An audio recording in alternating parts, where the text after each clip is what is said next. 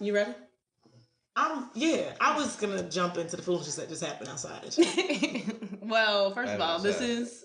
So we get on the elevator. There's this 6'3" dreadhead man and a young white girl, probably around the age of 19 to 21. Right. Pushing. Like, if she's on heroin, maybe she's about 15. Yeah. And she could have been, like, the way she looked. And she was wearing, like, a pink, like hoodie. Like, with, like, ripped super jeans. young. Yeah.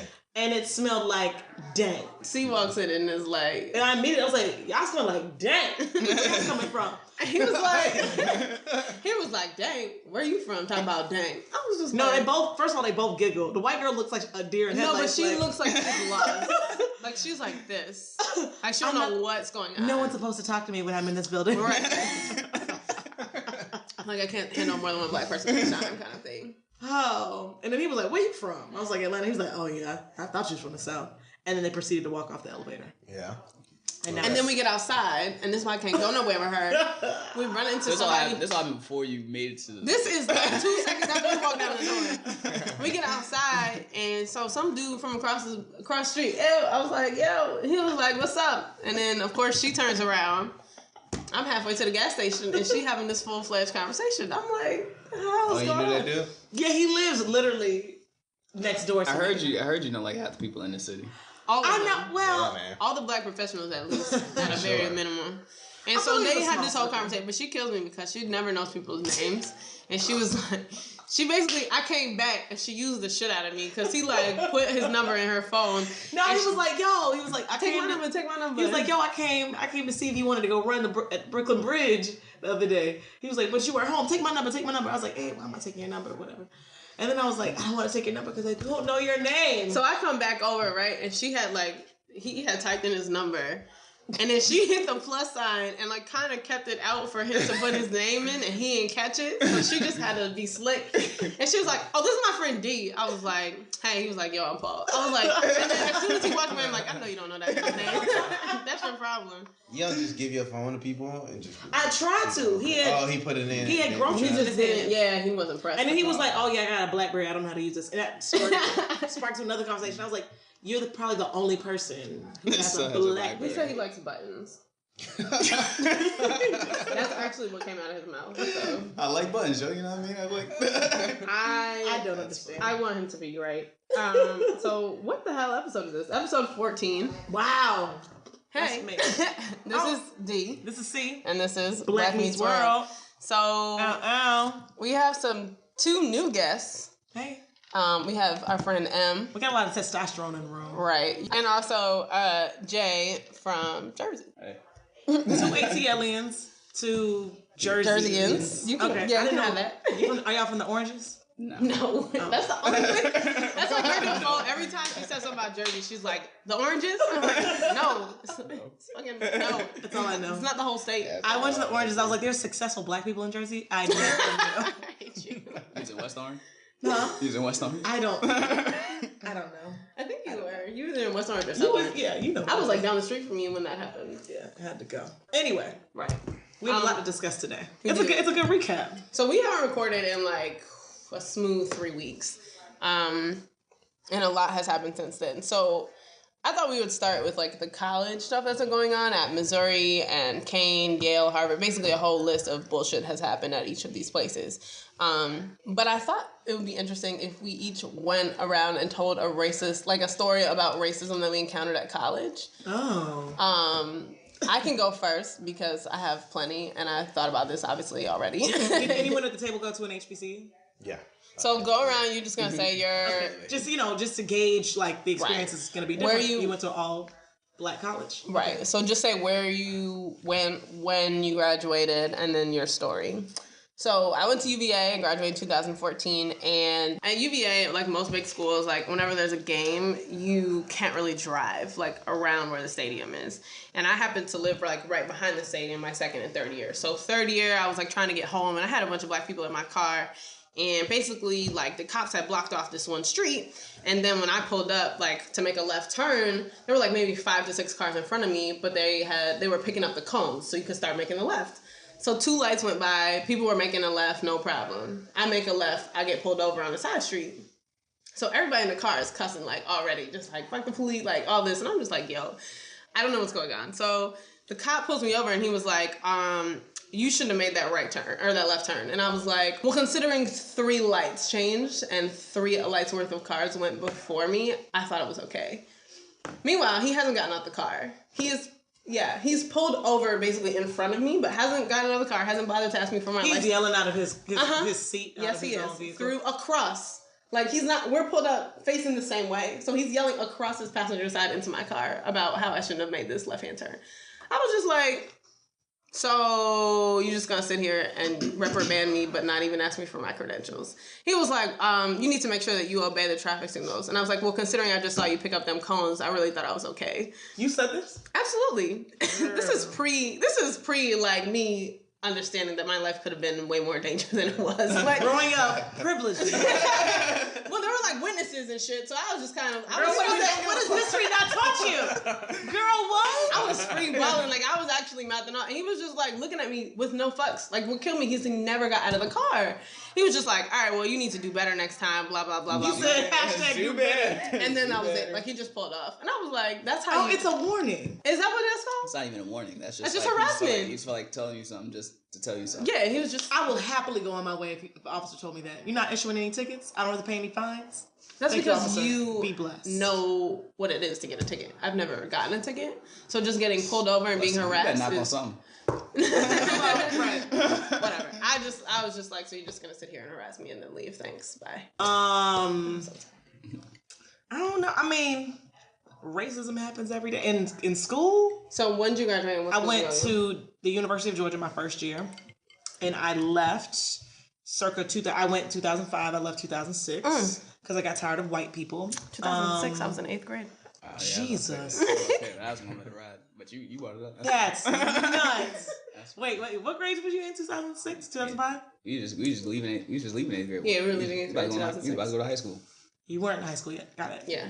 Okay. I was. When you started college, I already had started college. I had lost my virginity at this point, okay. And I was. Right. You know what? I'm just giving bottle. I'm just giving it a life alcohol. Any good racism story? Whenever you're ready. I'm just giving the status of life that I had already seen. How does that tie? So the whole world was open. Heavy, Right. That was heavy. Damn. I'm over here like feeling this right now, and you just going for your second glass. There's a bottle of Jack that is being circulated. Was at UGA. I mean, I was the only. It's 3% black. Oh my god. Out of about 35,000 students. And I was always the only one black kid in my class, so that alone should kind of give you a signifier. But you in the South, so you're going to school with people who have generations upon generations of people who've gone to UGA, and their privileged ass kids are leaving private school and going to the University of Georgia and have never encountered diversity. Right. So, and then they're going to enter the workplace and not have to encounter diversity. So that was my experience. Fair. I will say, I mean, every day was racist. They would still have KKK rallies at the university to this day. They they changed the name. I forgot the acronym, but it's like something with progressive something. Progressive Whiteness Organization. Yeah, it's something to that effect, and it basically has, and it's CEOs, it's presidents of companies. Are you serious? Yes, absolutely, 100%. And they still have meetings in Tate. It was Tate Hall when I was in school. I don't know what they call it now. Hold up, they had organizational meetings on campus? Yeah, these are not people in school. These are like organizations they use the campus facilities to have these meetings. Christmas. They used to have KKK rallies when I was younger. Like you would see the full burning joint. You would see it in the distance when I used to go visit my cousins in Athens. Like these have, I mean, you don't go down that street, but like, you know what I'm saying? Like you can see it, like it's in your, like it's very, everybody is aware that there are Ku Klux Klan meetings happening. That's and there's, cool. I mean, but if you go to Birmingham or anything like that, they still wear the hats and the full garb. And you meet people who are like, yeah, my grandfather is a grand wizard in the KKK. Like, you know what I'm saying? Like, that's not uncommon. A grand wizard. But see, that's the difference also growing up in Tri-State versus growing up in the South. Absolutely. Yep. He was just asking me about Athens earlier. Oh, where? That's what I was like, listen. I mean, yeah. It is. Growing up in the South, you get used to that shit, man. Yeah, it's just like flags. That's just that's sadly you're like, oh, that's not too racist. We'll just let that slide today. I'm just not gonna go down that street. Like what? If that should happen it's up like here, picking like battles, that shit, man. That's wild. Like so where'd you go and what's your? When you graduate? Well, I went to Howard. I went in DC, and to be honest, I can't really point out like one racist thing that happened to me. I just let it roll off my shoulder. Like I've been pulled over thousands of times. With me and my friends been pulled over so many times that it's just normal after a while. Right. But recently I went. I'm not gonna call this racist as much as like just kind of like genders clashing. I was in DC this weekend, and I heard about there's this historical church that's in a part of the city around Howard, and Howard used to be like. Now it's very, very like expensive. It's very like whitewashed almost, very safe. When I started school, it was hood. You had a lot of culture around. You had like the old concert halls where like black performers have been coming since the 30s. Right. Like stuff you can celebrate. Now they put condos everywhere. So it's this old church apparently, and these people in condos are complaining about the church. Even though the church has been there for 60, 70 years or something like that. They're saying the praise and worship is too loud on Sunday morning for their kids to sleep. As if the church hasn't been there and you planted your condo right next to it. Jesus, what do they can't be this loud? I don't know. Like you cannot quiet a black church, dog. So you ask them to move or something like that. But apparently it's made like city news and shit, so it's not gonna happen because people are like protesting now.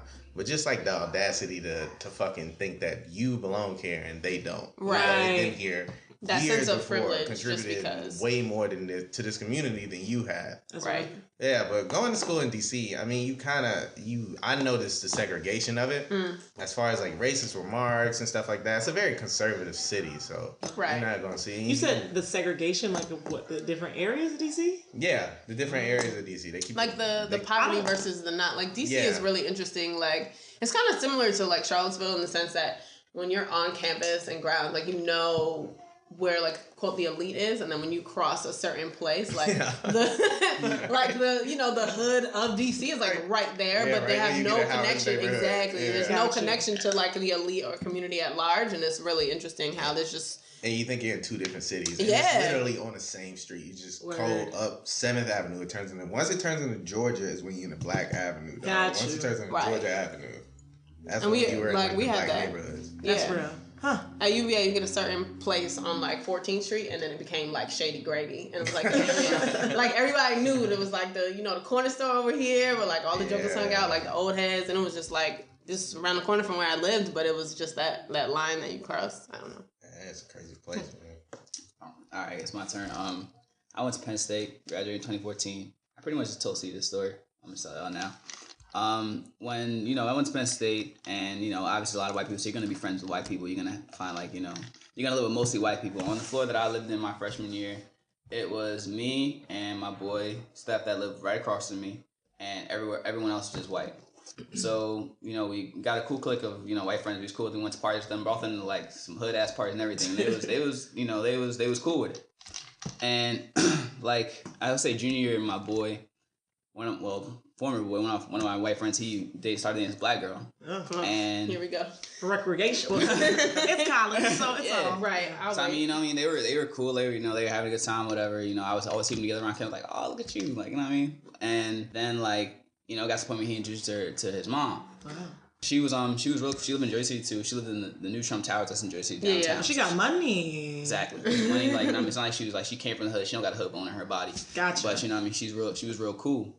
And he introduced her to her parents, and he had told me to the side. He was like, yeah, like my parents just like, well, actually no, they had broken up for some reason. And I was like, yeah, why'd y'all break up? And I spoke to her and said, I don't know, something with his mom, something like that. So I went up to him. I was like, what happened? He said, my parents, they just think that it'd be weird. They don't know what the family would think. And I was like, are you serious, dog? Like, you really like this girl? Why would you even listen to that? Like, it's 2012, 13 at this point. Like, why are you doing it? He's like, yeah, but like, I just really think that, my mom's, she's talking about it, which really aren't like difficult for the family to bring her around and stuff like that. And it would be really like, really hard for them. Yeah, it would be difficult. That's wild. So he like broke up with her because of that. And I was like, yo, yeah, that's some fuckboy shit, bro. And like, and I stopped fucking with him. And like him and just like the other group, because like it would just be weird, for me to not talk to him. And I was visiting him talking. I was really pissed off at him because he was really like, he was fine up to this point. And I met his mom too.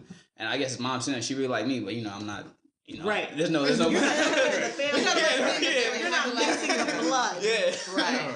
So I mean, wow, that fear though. Yeah, I was like, yo, that's like crazy because you really like you was close dropping the love word with this girl, but now because of what your mom said, like you just completely shocked, and I was like, man, you're Can't fuck with boy. that. Yeah, I agree.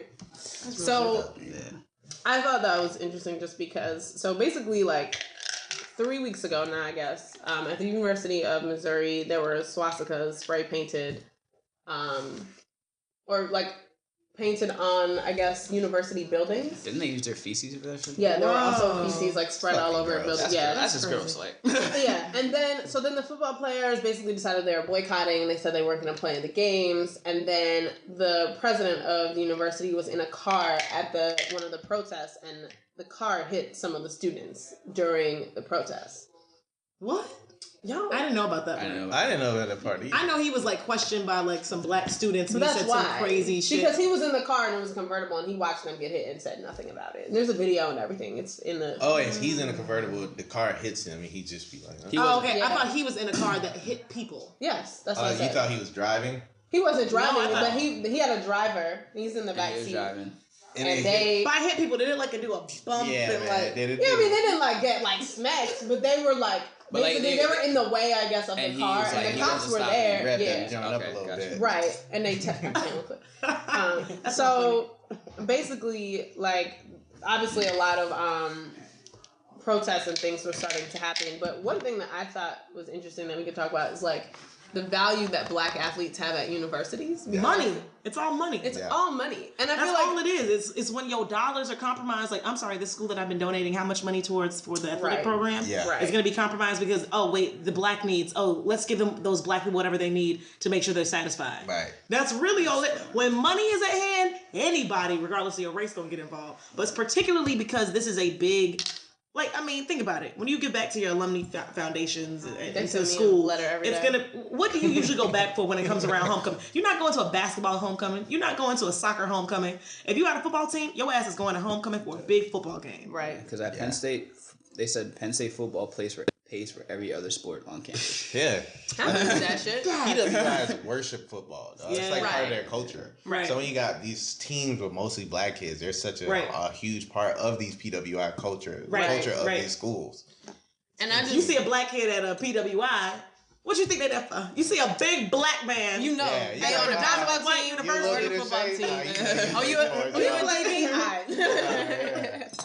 Yeah, no, they're idolized. Well, I think like we as a community, and we've talked about this I think before, just like don't realize the power that we could hold in the economy. We talked about that like a little bit when we were talking about the Million Man March, but in general, like the fact that they decided they weren't going to play, and then the whole game changed. The president, like the president resigned, and then their head coach left, but that was supposedly for some. Yeah, he was sick or something. He was sick, that. but he was riding with them though. Like he was. He said, yeah, that's right. He was. Yeah, but so did y'all ever know of Black Solidarity Day? Have you ever heard of it? Continue. It's the day before. It's the Monday before Election Day. Apparently, it was started in like the 1960s, and it was basically to like black people were only supposed to shop at like black owned anything, and it was basically to like take back the power of the finances that we have in like the economy. And it was like a real thing. Like there's a guy in my office who was like, yo, you taking off for Black Solidarity Day? And I was like, what the hell are you talking about? Take it off. And he was like, I've been trying to spread the word and blah, blah, blah. And I'm like, dog, what? Like, this is the thing. I looked it up. I've heard of it. I never knew what day it fell on. Like, I never understood. I don't even know what, like, would people really do that? I don't know. One of my bros really, like, he's really, like, about all that type of stuff. And he's like, talking about boycotting Black Friday and stuff like that. And talking about, like, the buying power that us as black people really have. Yeah. Right. Because everybody loves, like, you know, everybody wants to like, you know, wear like dashikis and stuff like that. But if you really think about it, people just pretty much just buying off our culture. And if we just decided to stop and like saying, yo, we're not spending no money Black Friday, some would have to give. You know, it would say like, you know, it might be like unfeasible for us to think that we could do that for a long period of time, because obviously, you know, you can't help but go to Walmart at least at one point in your life. Right. I mean, Between blacks and Latinos, they were showing there's this special on HBO Latino called Latin Explosion. You better watch. And it was showing. HBO. I know. You know, I try to refresh myself. But they were basically showing like, I think it's like $3.8 billion is dedicated just towards like spending power from the Latino audience, which could be like also on the side, it could be black. But then also when it comes to purchasing power during Black Friday, like who are we are a minority, so comparatively speaking, we spend the most out of any other race, Black and Latinos. But it's important because you think about like when they were boycotting back in the day, they boycotting buses. Like people was walking miles and miles and miles. Like I'm a part of this movement. I will walk in these shoes. Right. But she's 7 miles out. But that's but that even that still took time for it to gauge like national attention. You know what I'm saying, because they were probably walking for months until like someone was like, oh, I guess these Black folks are really walking. Right. They're not playing. Right. They were like, let's start planting these people in these strategic areas. Rosa, you up for? So I feel like in such a global economy now, it would take even longer for that to make the proper dent that it would take. But I feel like because the way things move these days, if like it's twofold. I don't know. Yeah, it's because I think the effect would definitely take longer, but the attention would take a lot less. Excuse me, niggas would love to be like, oh yeah, hashtag boycott this, but be real quick. So there was you know what I'm saying? Like, well, there was a hashtag for this. It was called Concerned Student 1950, and apparently in 1950 is the first year that they accepted Black students to the University of Missouri. And it was like an organization that they created like on campus to like combat racism and all this. And so there's like a surviving member, he's like 89, and they interviewed him about this. And he was just like, for us, it wasn't a hashtag. Like, it was real life, you know? And he was just like, it's great that they've created this movement around social media and stuff. But he was just like, I don't know. He was like, it's just totally different than what we were doing at the time, you know? Because it was like easy for us to just figure out what we were going to do and do it, as opposed to like having so many different voices and everybody kind of contributing to it. So it was interesting because I think it probably got less attention then, but they were making more of an impact. Whereas now, like, it's going to get way more attention no matter what you do, but the impact is going to be less because of the economy. Yeah. Nah, so I should mention, like, at Penn State, like I said, in 2001, like, Black folks, that they were protesting. They went on the 50-yard line of a football game. Oh, yeah? And once they did that, like, I mean, obviously those students were arrested, but after that, the students were given, like, death threats. And they, like... When was this? In 2001. They had to get, like, they got them flag jackets like that, and the Nation of Islam came down to even, like, protect students at Penn State. Are you serious? Yeah. What precipitated this? They went out on the 50-yard and just talk about, like, the lack of, like, you know, like, Black people on campus, you know. Gotcha. Diversity. The lack of diversity on campus, so forth, so forth. And they went out on the 50-yard line during the game, stopped the game, you know. That's real. And yeah, it was... Yeah, Penn State, Joe Powell still kicking. I know they was mad. That's not gonna stand. Was that Penn State? The coach? Yeah. Oh. We're not gonna do that. Yeah. I mean, we can't. we're not gonna. How bad did Penn State get penalized for that coach that was raping the little boys? What's his name again? Sandusky. He was the one. Sandusky. There we go. But a lot of when we lost almost... Y'all are still penalized, right? Yeah, we lost like almost like what 200-some wins, and then they took away like they took away like we weren't bowl eligible for like 2 years, and we took away all the football scholarships. So yeah, it took away like y'all had to vacate a lot of wins. Yeah, vacate a lot of wins because he was like the most he was like one of the most winning coaches. Yeah, because he loved his boys. So no, I'm gonna spare you. Let's move on to someone else who was acting inappropriately around people. Daniel Holtzclaw. Right. In case you want to spell that name and Google it, Holtz Claw. So he was an Oklahoma City police officer who has been... Probably looks like he's from like Hawaii or Guam or something. Yeah, he's facing 34 charges of various sexual crimes against women. He's been accused of raping, assaulting, and or stalking at least 13 Black women, 12 of which were like adults. One was a minor at age 17. So all of his victims were Black? All of his victims were Black, and he has a jury of all white people. And the irony in this was so steep because I was like, oh, a jury of his peers. So he's out here raping Black women, but not a single Black woman's on the jury to judge him? I was just like, how the fuck does that work? How many women versus his men? defense? I believe there's 8 men and 4 women. 8 men to 4 women? Yeah. You're talking about a rape case? Yes. But his defense did that though. Oh, they yeah. ain't Black people. They said that. I read the article about the jury probably selection. They weren't even women either. It was like they probably wanted an all white male jury. Yeah, they didn't even get. They honestly, like, the Black people didn't even make it to like the last like 2 rounds of jury selection. Like there were 0 Black people in the final rounds, and I was just kind of like, this guy is A, psychotic, but B, like, how is the system still this broken that Black people can't get on a jury? Like, that's the part that bothered me the most. And my man's on house arrest. Right. That's ridiculous. Right. And so, like, one of the victims told the police that she didn't even go, like, or told the jurors that she didn't even go to the police because she's black, and she was just like, I figured no one would believe me anyway. And he's also a police officer. Right. I mean, and then there's that. So, I'm tired. It's just... I'm tired. I'm tired of being black right now. I'm sorry. Because... I'm tired. I'm tired. I love my blackness in yours. I don't have the energy. You could always be Raven Simone. You want to be You can have it. Because she's from all the continents. All the continents, girl. And you thought you were from a country. And she is not black. She is not African American. She's colorless. So you can have it. You can have it. That's foolish, dude. That's like a very... I mean, she's very privileged, though. You have to... From the time she was a kid, she was a celebrity. But you can be privileged and be quiet. Like, there's no... You can be both. But even as a kid, we thought she was blacker than that. Like, yo, she was wearing dashikis on the Cosby Show. Olivia was a G. Like, Olivia had all the hashtags. Up until it was rudely interrupted when you find out who the real Raven was. Yeah. Like I always say, That's So Raven, like, they were pretty black on that show, too. that wasn't my generation. But tell me more about That's So Raven, because I seriously never watched the show. No shade. Don't be looking at me like that. That would make sense. I seriously never. I know. I was really trying to gather myself. He like grind you up. She really, it was just weird. She was just felt like that wasn't, I had nothing to do with that. Her family, I mean, her best friend was white, but like on most TV shows, there's always like Geraldine Arnold. Was the Asian girl. No, that little, that was Rudy's best friend, the little white boy. Oh, you're right. Yeah, My bad. Peter. Yeah, okay. Yeah. So you watched the show. Yeah, I'm sorry. We're talking about That's So Raven. Oh, never mind. I was like, wait, you're talking about something else. Rudy's best friend was freaking what's his name? Bud. Bud. Oh yeah. My man. Hashtag celebrities that only black people know.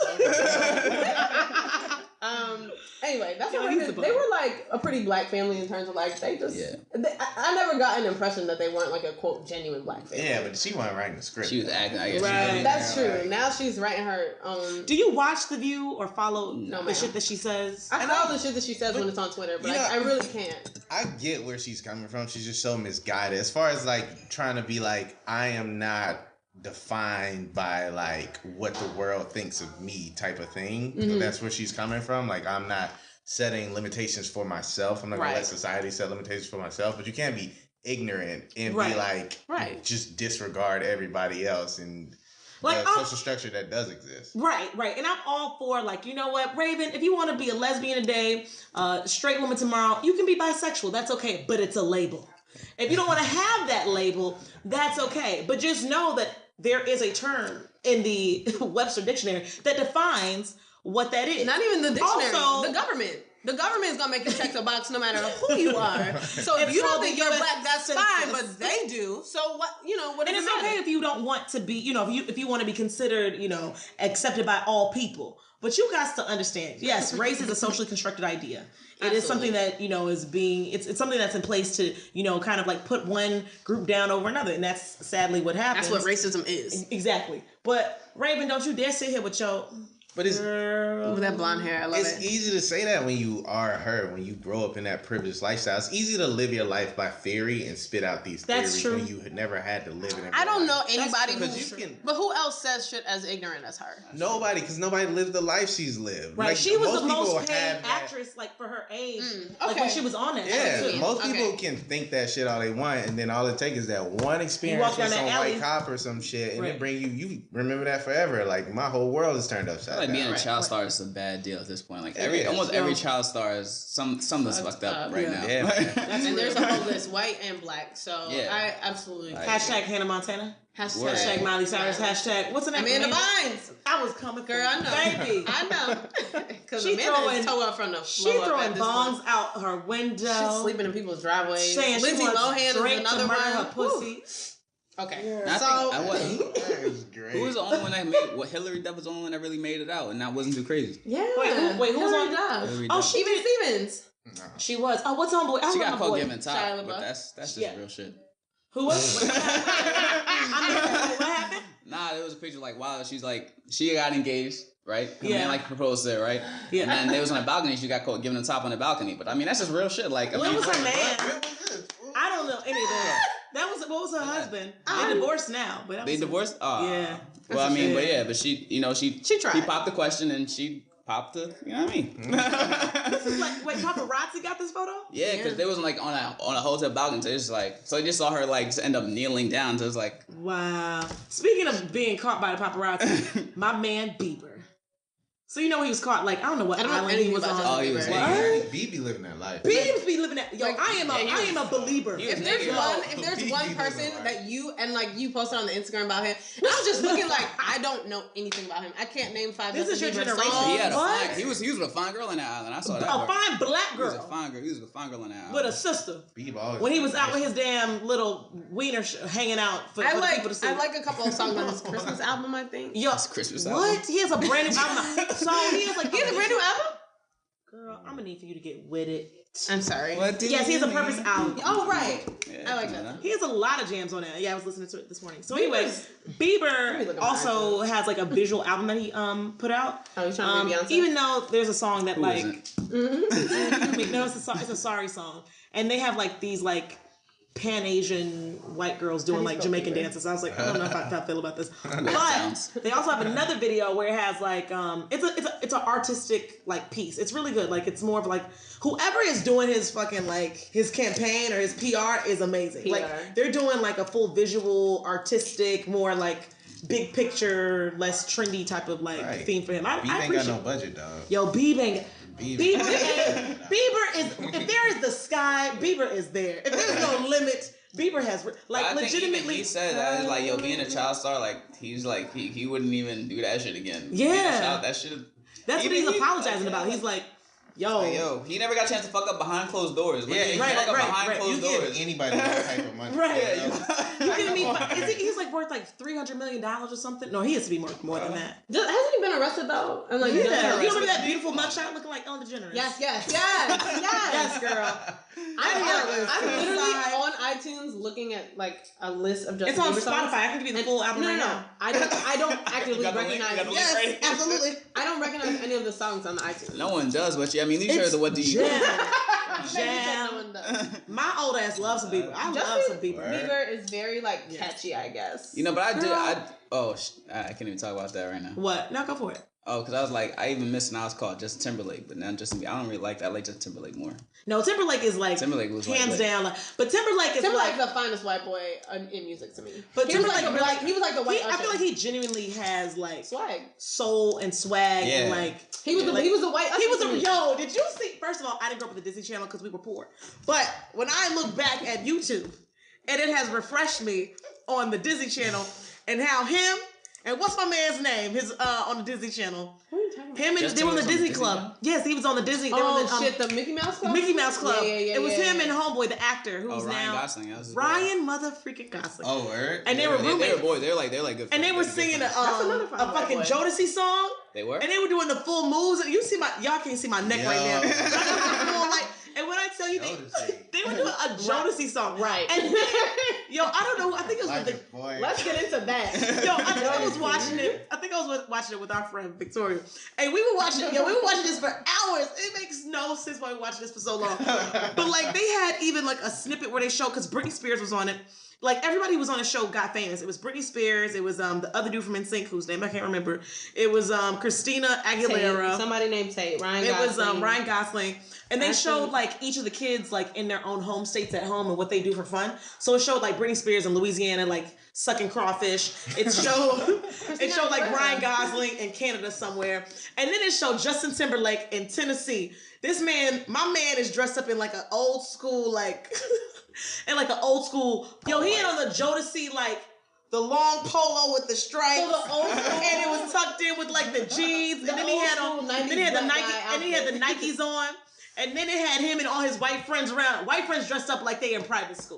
He's the swaggiest one of all. Like they ride a dirt bike. He's like, so this is my town. This is what we do in Tennessee. And he's on a dirt bike, revving it up. His white friends looking so basic. I was like, still got the jersey. Yes. And he's still like doing like, I was like, Justin has always been different. I love it. Justin has always been different. Always been different. But then they show Christina Aguilera looking real sad.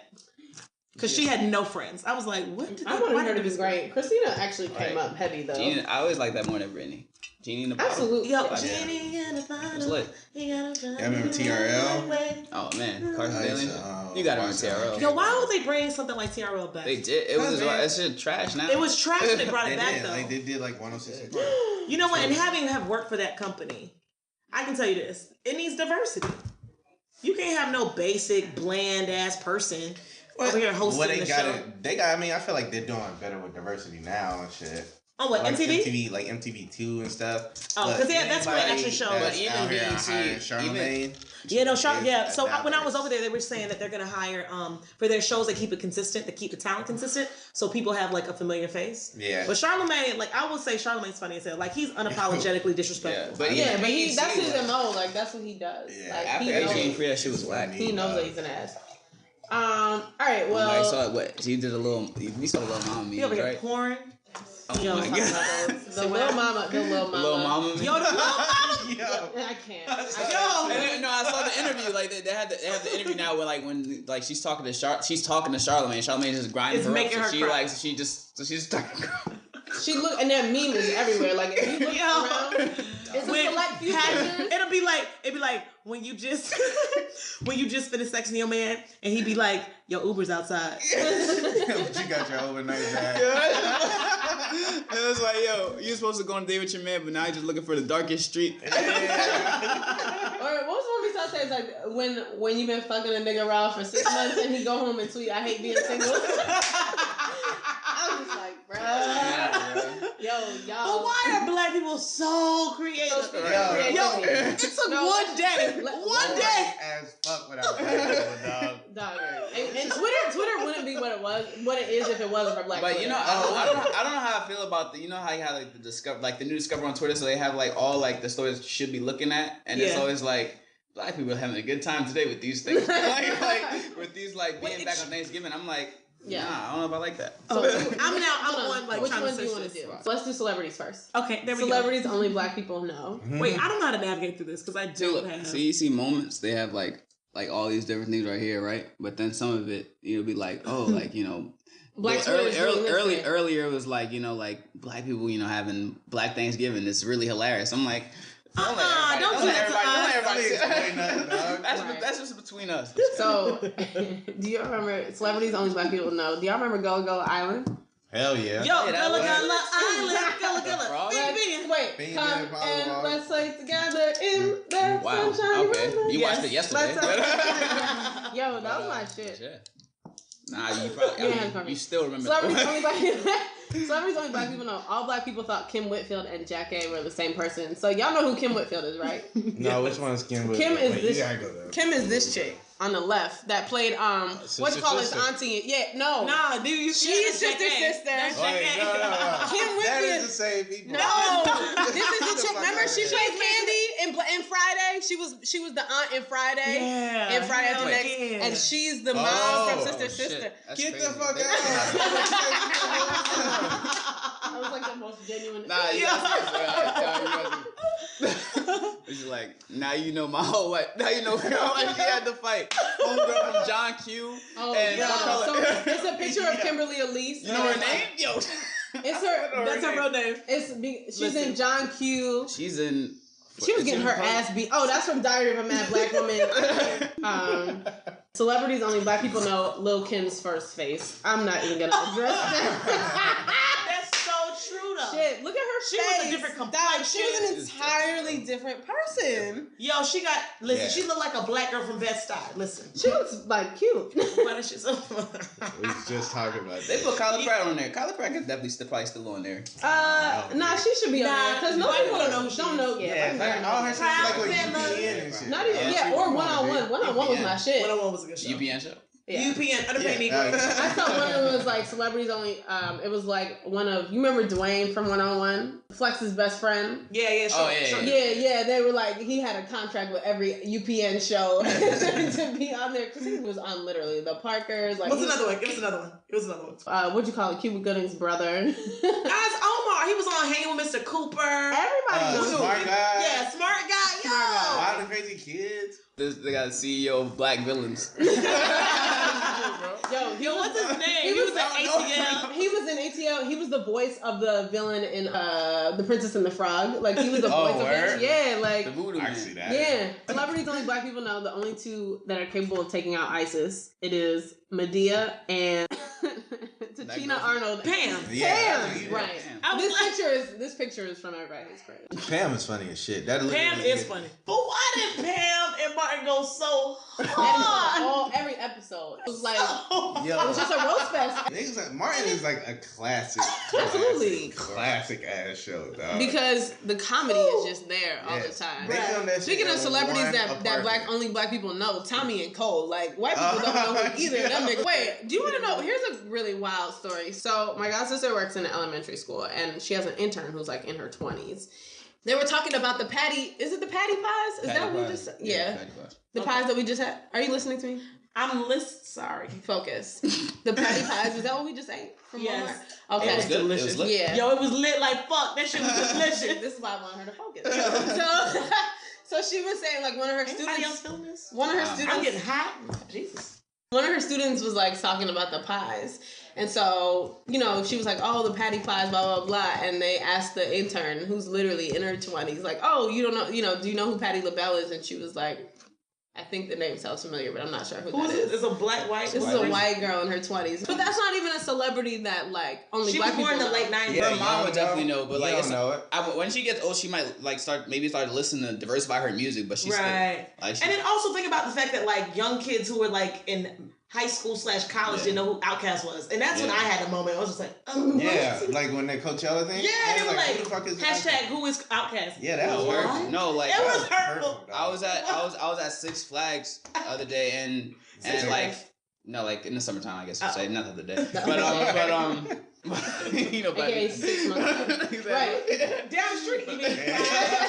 Hashtag things black people say. He was at Six Flags, and I was like, yo, my son just saw Method Man, and he was like, yo, this guy has some nice J's on. Who is he?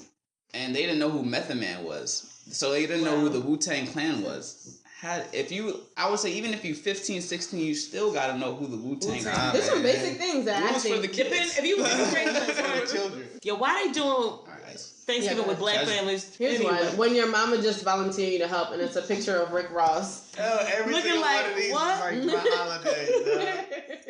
When your mama said you have to come down and socialize with the rest of the family, and it's like a picture of this dude with his do-rag on and his like beats. Oh, it's Snoop. Looking unbothered, like don't bother me. When you accidentally tell your mama business and she whisper, "Wait till we get home." It's a picture of Shia LaBeouf. It's like you smiling, but you holding the pain. Ooh, wait. When that one auntie step her wig game up every year. My favorite was the one of the Obamas, and it's like both Sasha and Malia just like rolling their eyes, and it says "Fix your attitude before we go in there." And it's like them getting off the Air Force One. I saw the one when they picked your Save the Game grandfather to tell a blessing and Puff Daddy looking at Smokey Robinson from the back like, hurry up. Yo, no, the grandma- best ones was when they had fucking watched Big them Sean all with all nice. these damn wigs on. Oh my god! Big Sean did the work like he should never pose like that. it was probably literally like the second, but black people were so quick with the memes, bro. When everybody calling you antisocial, but your cousin's annoying, and then shows like a dog with a PS3 with a hoodie on, trying to be unbothered. It was at like when your cousins make the store run real quick, and it's Snoop Dogg with his eyes mad low high and shit. There's one and it's like 3 words into the prayer and somebody already got the Holy Ghost, and it's a picture of Michael Jackson just giving the ill side eye. Let me see. When your grandma tells you to let your little cousins play too, it got some big ass man dunking on a little like 4-year-old. Nice. Why they doing him like that? One of my favorites was you need to learn how to Millie rock them grades or something like that. Oh, yeah, with Chris Picture of Brown. Chris Brown, like just looking mad. When you full up the 4 plates and they bring out the desserts and you looking like, side eye for real. Well, your grandma ready to go, but nobody want to take her home. That one she was so. Oh no! What they say when you when your mom said bye 10 times, but y'all still ain't left. They tell you get your shit because we about to leave. You get your coat on, you ready because you know they gonna cuss you out if you not ready when they ready. Then all of a sudden they gotta say goodbye 1,000 times. You sitting there warm, just in your coat. Sitting there warm. You take your coat off and then they ready to go. How come you not ready? You just spent 20 minutes talking for no reason. Let me tell you something. Growing up in an African household, right? The CP time is times 2. Right. Listen, they be like, we about to go, because I grew up under a preacher's watch, so we would have to pray before we left. So it's like, if you ain't prayed yet, I know that's gonna be another at least 45 minutes. Right. You gotta pray before you leave the place. Oh yeah, always. You have to pray. If the pastor, my dad is a head pastor, but anyway, if the pastor is present and y'all ain't pray before you go, Well, just pray before you leave the house, period. Oh, everyone has to gather around. Before you leave the house. Before we leave the house. Yes, before you leave the house. We have to pray. Wow. What? We have to pray. So you pray when you get there and you pray when you leave? No, you pray when you leave. Oh, okay. So wait, you pray for the food.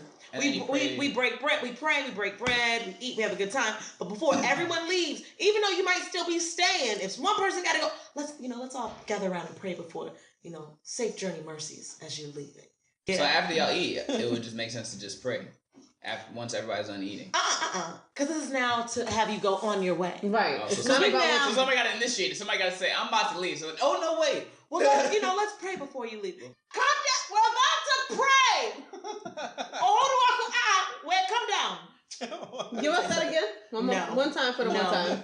Okay, let's pray. Okay. Is that a name? No, it means come. Okay, means come here. Ha means here. Listen, there's a lot of people, and also white people who don't know what you're saying need to know. We need that culture. That was a little bit of Kikuyu. Hey. And it means, hey, it's time to come here so we can pray. It means bring your ass, because we about to say this. But this is a good one. So this is the last one. We got to move the fuck on. Okay. It's Spike Lee okay. at a Knicks game. So it's already some shit. With his hands on his hips looking real perplexed. When your grandma watching you throw away your plate. You still have food left? That was my favorite. I love that picture of Spike Lee. Hold on. This is actually the last one. That big sleepover with your cousins after all the grown-ups leave, and it's literally just black kids potting on top of each other. Like, just all over the floor. You know what's crazy? I don't know what that experience is like for real. Because I didn't grow up with, like, extended family. Like, I have family who are, like, you know what I'm saying, like we consider air quotes, family, but because we grew up together, but, like, we're not blood. You know what I mean? But you never had, like, a big sleepover? Yeah, but no matter what.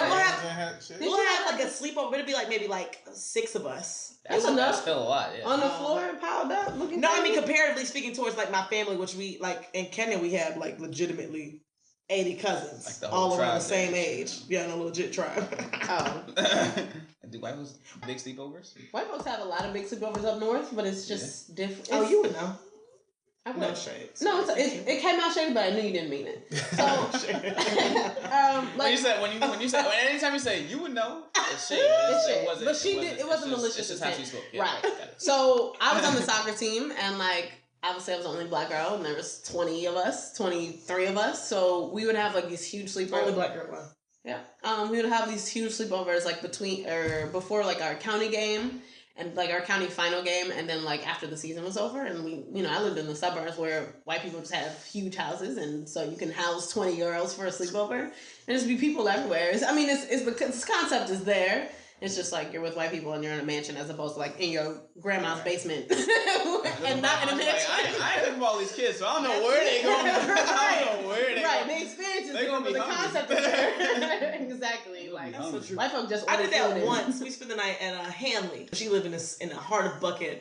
And we all went to her house for Buckhead's a nice one, right? Yeah, Buckhead's old money. And we went for Bankhead. We need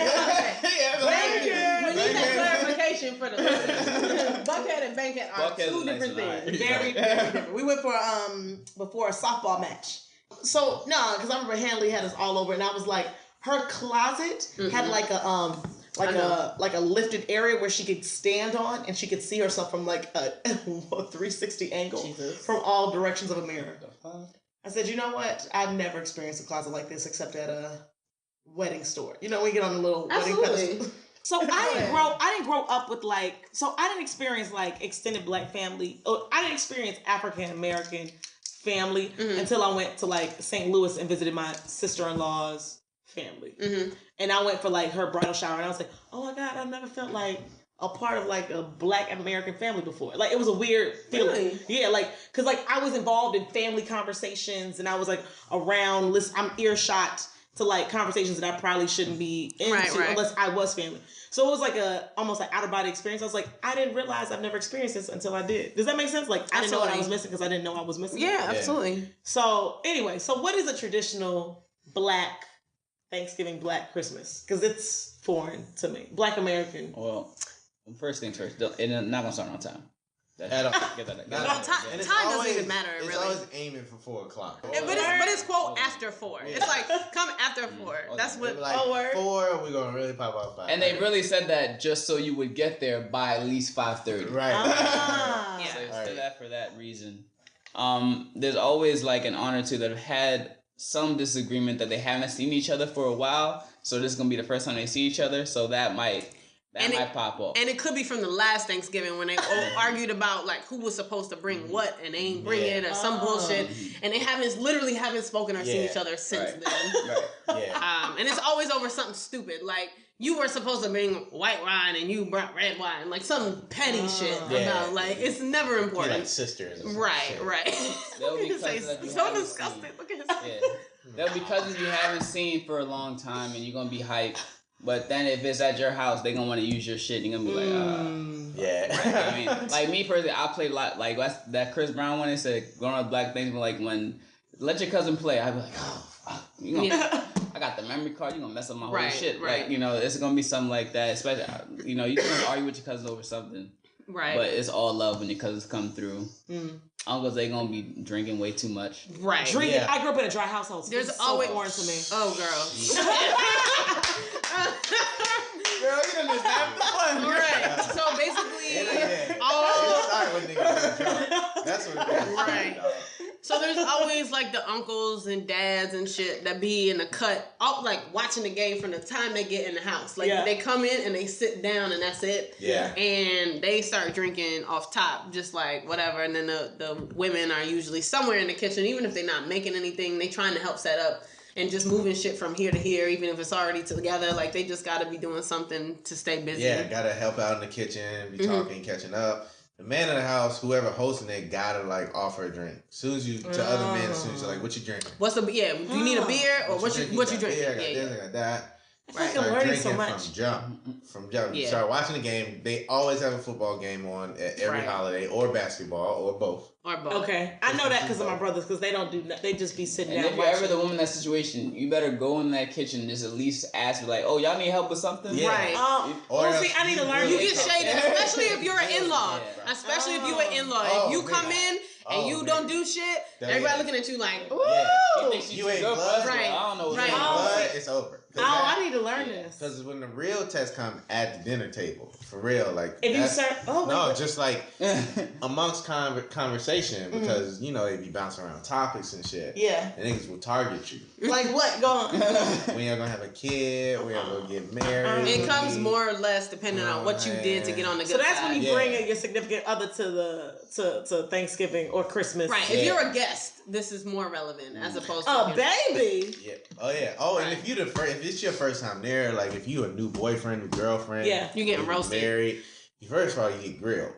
First of all, what kind of questions? You always everything. You need to have the story of how y'all met. and really, if that person cares about you, they will have prepped everybody in the room. Exactly. Because you shouldn't hit any questions. And they will have prepped you. They should have prepped you. Right. Yeah, they should have. You should be prepped. Because I'll prep my joint. If you feel uncomfortable going in there, you were not adequately prepped. Because that's real on both sides. Like you gotta have that discussion with people. Like, hey, I'm bringing somebody. Keep y'all asses in line. That's literally how it is. Yeah. This is fascinating. And then if it's a bad one though, somebody getting a fight. But that's usually not holidays. That's summer cookouts. I can't. I'm what kind of fight? Like between who? Brothers. Hey, brothers, cousins, whatever. It don't matter. It's always some old niggas trying to like prove they still got it.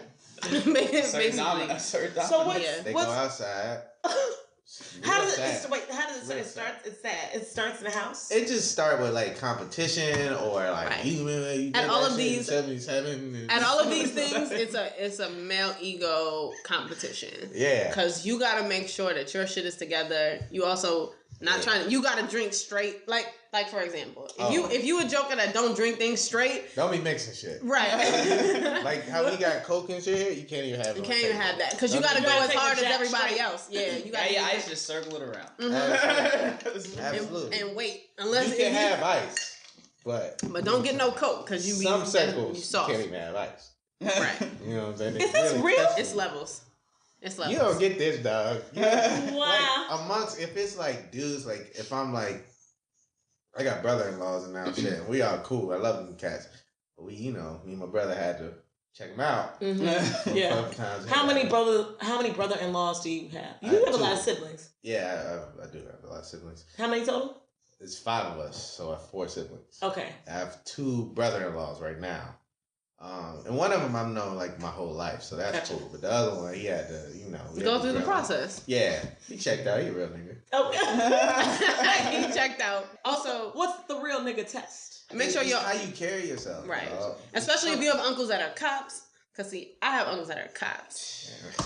Wait up. And he can tell you firsthand. Like everybody in my family is a little crazy when it comes to me because I'm an only child. They didn't have the pistol when I took you to junior prom. It's not important. Oh, y'all went to junior prom or college? I had a pistol out. Oh, I mean, I don't know. I have an uncle who's a detective, and he came strapped. Wait, he came strapped to. Yes, wait, he met you strapped? Oh, that's Reggie.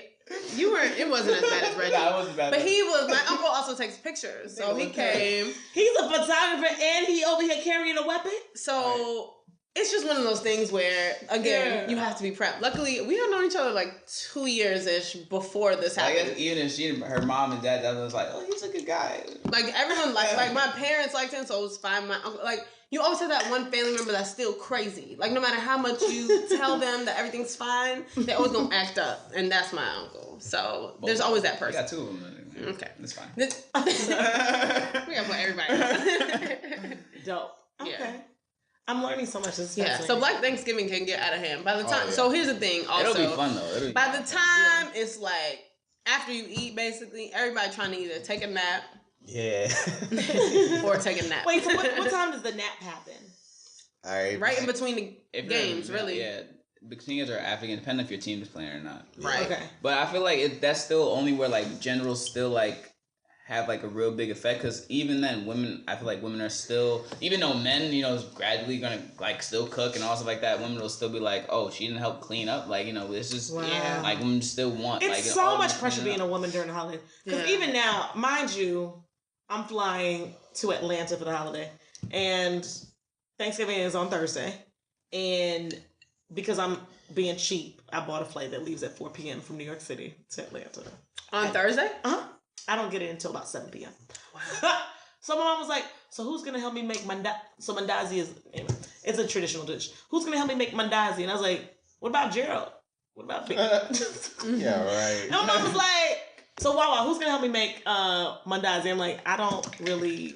That's not my issue. But you know what? I hate the pressure. And maybe that's why I need to work on these goals, such as Sloan is doing right now. She's making Thanksgiving. Here's the thing: I can cook, and I'll help my mom cook. I don't like to. I love cooking. Clear. But I feel like the holidays. One time, I mean, it might be the man that cooks all year round, but people just still want like a woman's cooking. I get it. Even if you don't cook, there's other things you do as a woman. Like you help clean up, you help set up, you help get the guys drinks. Like you help do other things that are necessary. It's wonderful household. Yeah, no, I mean, I'm a former. Y'all know I used to bartend.